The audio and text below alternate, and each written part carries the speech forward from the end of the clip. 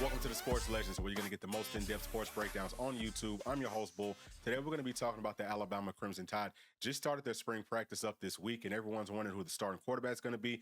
These are the three that I think that the competition is going to be between. And up at the top, we have redshirt sophomore Austin Mack, listed at 6'6", 235 pounds. He was a 4-star coming out of high school. Then next, we have 5-star coming out of high school, and he is a true freshman.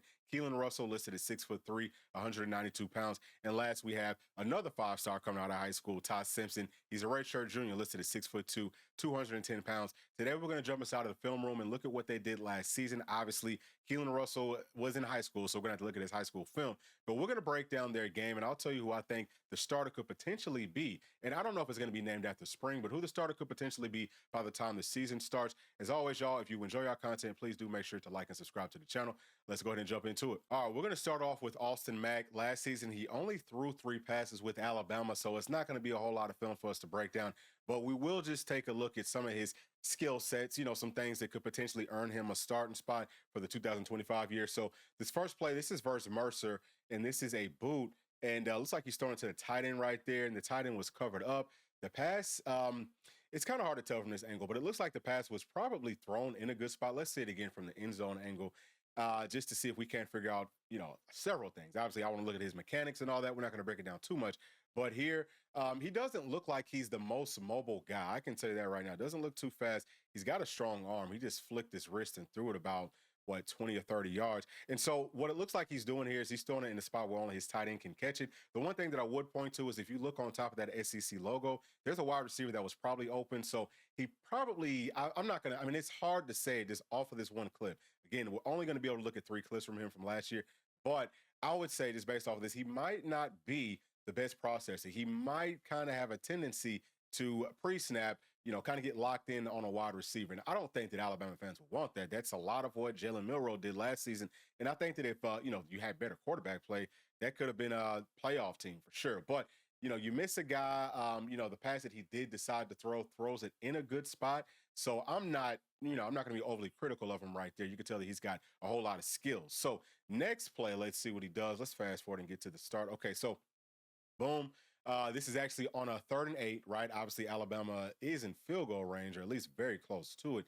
And he's just going to dump it off to his running back coming out of the backfield. So he looks good there. I think that his footwork, his fundamentals, all that looks good. Let's see it again from the end zone.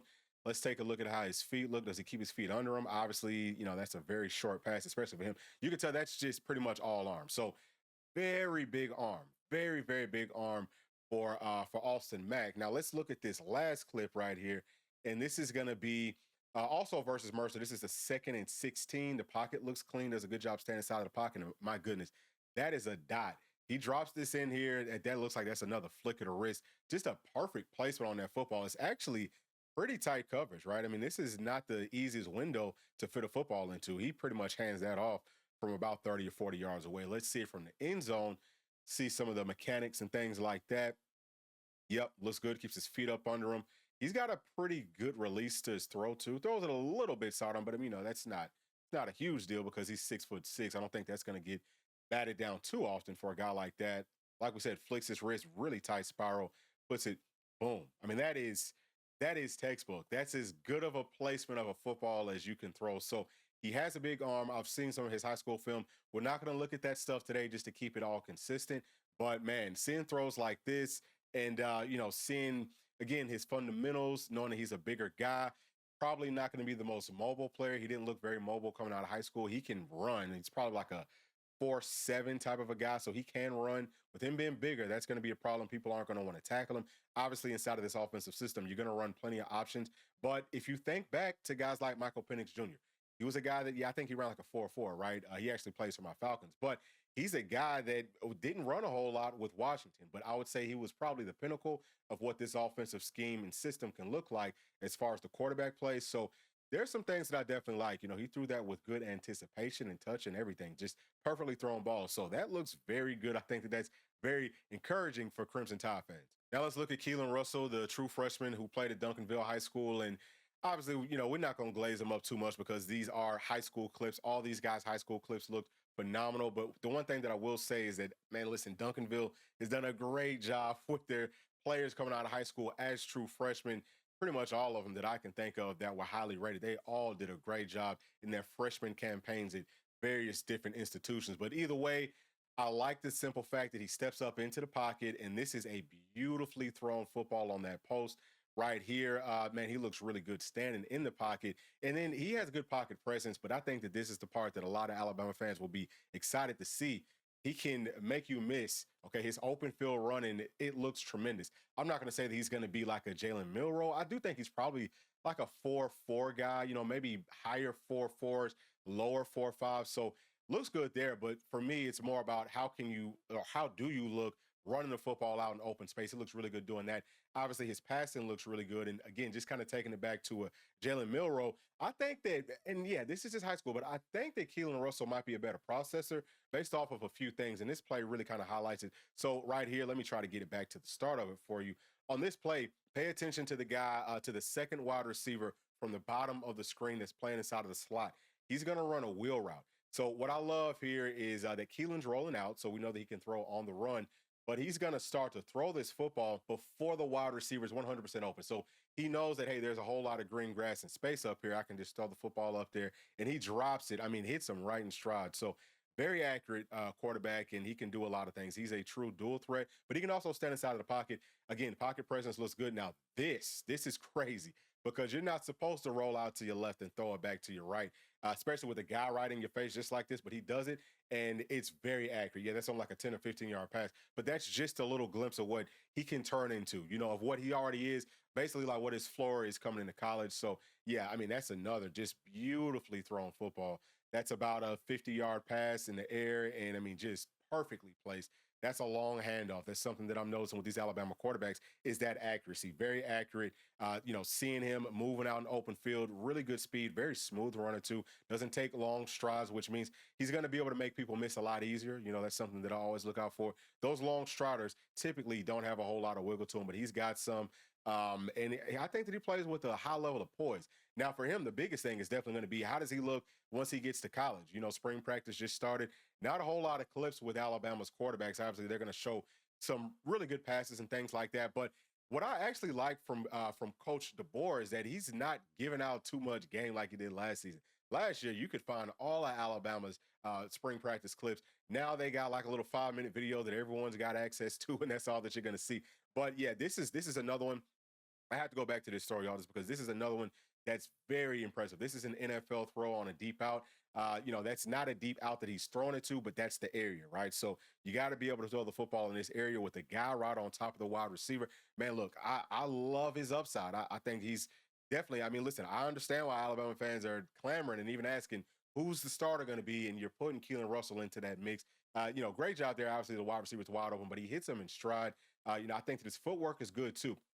Something else that you have to look out for with these high school players, and you don't see it as much from the guys coming from Duncanville just because they're so well coached, but it's how raw are they? Now, he still obviously has plenty of room to grow and get better, but he's not coming in as basically like this blank canvas. So I think that could help him out just as far as, him being able to start as a true freshman. You know what I'm saying? I'm not sure if it's going to happen to start the season off, but I would not be surprised if it does happen, right? Because look at this.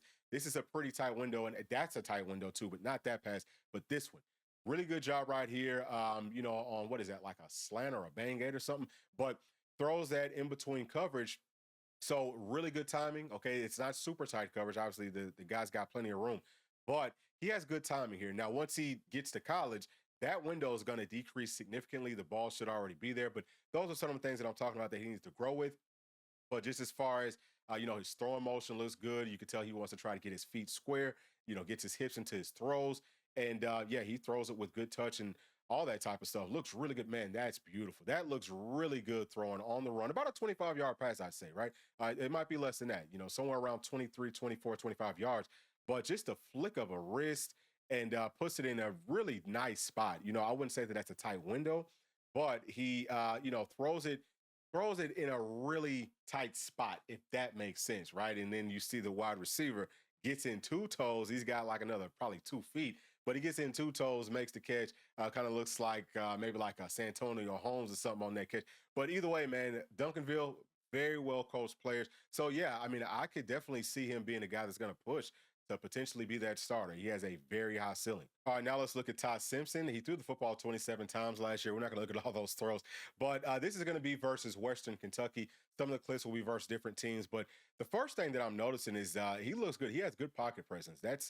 Pressure is coming quick. Does a good job of not getting sacked. You know what I'm saying? Of keeping his eyes down the field, finding the guy, throwing it in between traffic. We'll see it again from the end zone. We'll get through the shift right here. But boom, okay, so he's looking to his left and he feels the pressure from his right, but does a great job of not getting sacked. And I actually think he's probably a quicker player than Austin Mack is. So that's a very, very good thing. Keeps his eyes down the field, man. His fundamentals look just great. I mean, that's textbook. That's a laser. That's a rope. And he's throwing it in between traffic. Yes, it's versus Western Kentucky, but at the same time, you can just tell little things. And so I definitely picked that up from that first play. Now let's get on to the next one. Boom, let's start it right here. So the pressure's getting overloaded from his left side, and he feels that, does a good job of rolling out and keeping his eyes down the field, man, trying to find somebody. I want to see this again from the end zone angle. Let's see exactly what happens on this play. So boom, the pressure comes, he feels it, does a good job of kind of, rolling out right there. Actually, it's already some things that I would say very early on, just in this little film breakdown. He puts me in the mind a lot of a Tony Romo, and I'm not saying that he's going to be Tony Romo or any of that, but if you think about Tony Romo, 6'2", 230 as an NFL player, well, this guy right here, Todd Simpson, 6'2", he's about 210 now, but really quick throw motion on both of these players. And this is something that Tony Romo did a lot. I'm actually, or I used to be a Dallas Cowboy fan. I'm not anymore, but I was a huge Romo fan. I saw him do this really, on a consistent basis, I would say, before anybody else started to do it. Now you see every quarterback trying to kind of like replicate that, but he looks good doing it, man. And so, he keeps his ball out of harm's way. He's a little bit of a gunslinger. That's something else. Romo, he was a gunslinger too, throws that ball out of bounds, but at the same time, you would much rather him throw it more out of bounds than, have a guy right here, potentially be able to get that pick six. So liking that so far. For me, he's definitely looking good. I'd say that he looks like the most ready to get out there and play just off of those few clips. Now, this one here, this is a speed out, but it's a deep throw, or it's not a deep throw. It's a long throw.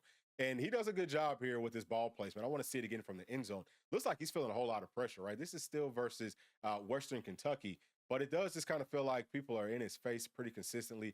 He doesn't look like he can get everything into that throw because he's got that guy right there in his face. So he can't really follow through, but he does a good job of getting his feet set. And, I think that the ball is thrown in a very accurate place, right? I mean, obviously that's a dangerous pass, but he does a good job with his ball placement. Throws a very catchable ball too. So all those things are definitely positive. Let's see what he does on this one. This is just a 3-step drop. He's on time. He's got a guy wide open. And look, man, please don't get this. Look, that is a long handoff. He throws that in a perfect spot. The wide receiver doesn't even flinch. So that is really good. And also, let's say it again from the end zone. He's a quarterback that I think, and this is something that P and I talk about a lot, but he's a guy that I think he can get the ball there so he can throw it hard, but it's not a hard catch. You know what I'm saying? Like whenever you catch it, it's got a softness to it. There's a lot to be said, and any wide receiver would tell you the exact same thing. I don't know if it's the spin on the ball. I don't know how these quarterbacks do it, but he's one of those guys. He throws a very catchable football from that perspective. So accurate, he's mobile. He can throw on the run from inside of the pocket. He understands where he wants to go pre-snap. My goodness, pressure in his face pretty much instantly. Whenever you get the pressure coming from the, A gap, B gap, that's a major problem. We all know that. So he's throwing it to this wide receiver. And at this point, the wide receiver looks like he's double covered, right? But I think that pass probably still could have been caught. Let's see it again from the end zone angle.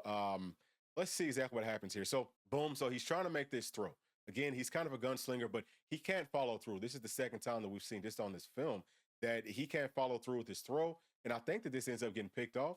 Yeah, so, the throw ends up being short because he can't follow through. But if he could follow through, what you're seeing is you throw it to about the top of that M, no one's going to be able to make a play on that football besides your wide receiver, okay? Put it in a perfect spot, and I think that's where the ball probably would have ended up landing. So, I'm not really blaming that interception on him. That's on his offensive line. You got to give a guy, enough time or at least enough space to be able to step up and follow through on these throws. This is another one. This is nice. So we got maybe like a little rail route, or not a rail route, but maybe like a little bang aid or a slant coming from that slot. So, he's kind of falling. It's like he's falling or he's throwing off of his back foot. It's kind of like a fadeaway throw. But man, whenever you're this accurate and your arm motion is that quick, that's why it pays to have quarterbacks that have such a quick arm motion like a Todd Simpson. So that one looked good. And we'll go on to the next clip. right here. Let's see what he's doing on this one. Alabama does a whole lot of, audibles and stuff before the snap. So, this is just a regular, it looks like he's throwing like a hitch right here or, like a curl.